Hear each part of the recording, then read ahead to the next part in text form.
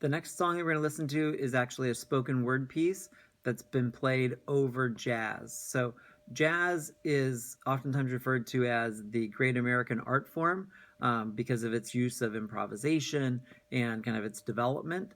And so, we've already kind of looked at country music and blues. And so, jazz is another really big kind of uniquely American kind of style of music. And the piece that I chose is it's Jack Kerouac that's talking during the music. And Jack Kerouac was this great figure, part of this bohemian kind of uprising during the 40s and 50s, kind of right at the end of the war, World War II, as the baby boomers were coming back and they were getting married, and some of the youth was really kind of restless, and they felt like they didn't want to just settle for this picture of like what American youth should be doing, which is, settling down, having kids, getting married, moving to the suburbs, those sort of things. The millennials and Gen Z is very kind of similar to that, where they're also trying to not conform to what society's picture of what their life should be, and they're doing things like just traveling and living out of vans and are more open to kind of experimentation of lifestyle. And so Jack Kerouac was kind of this leader of this the Beat generation, and he wrote this book called On the Road. And much like jazz, it was a very much a free form sort of writing style.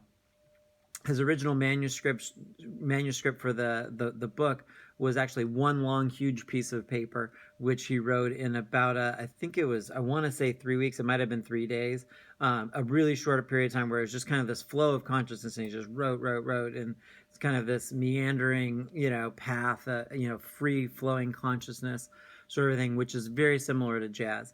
And you'll kind of hear that as he's kind of talking about the beat, the music. And when we start to refer to our photographers, we're going to be looking at street photographers. So Robert Frank, right here, the very first one, he really was pivotal to influence all sorts of photographers that came after him. And he was actually a Swiss photographer. He came to America in the early 50s on what was called the Guggenheim Fellowship. So Guggenheim is this huge wealthy family in New York. There's the Guggenheim Museum, which is a very modern art museum. And they have these foundations or these scholarships basically that they give to artists. And so he received one of those fellowships. And with that money, he spent a year living in America, traveling, back and forth, crisscrossing the country. And several themes kind of started to show up with his work.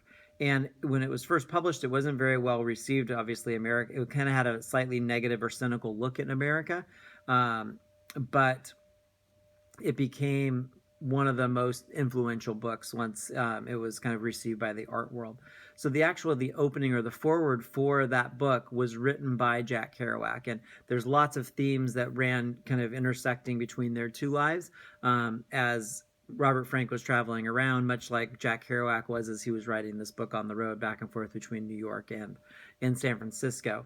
And all the other photographers after that are people that would be influenced by Robert Frank, people like Gary Winogrand, Dion Arbus, Lee Friedlander, Bruce Davidson. So spend some time as you're listening to this kind of flow of consciousness, look at those street photographers, and also maybe think of like generationally how these people are starting to photograph kind of subculture and a little more experimental than, say, photographers before that.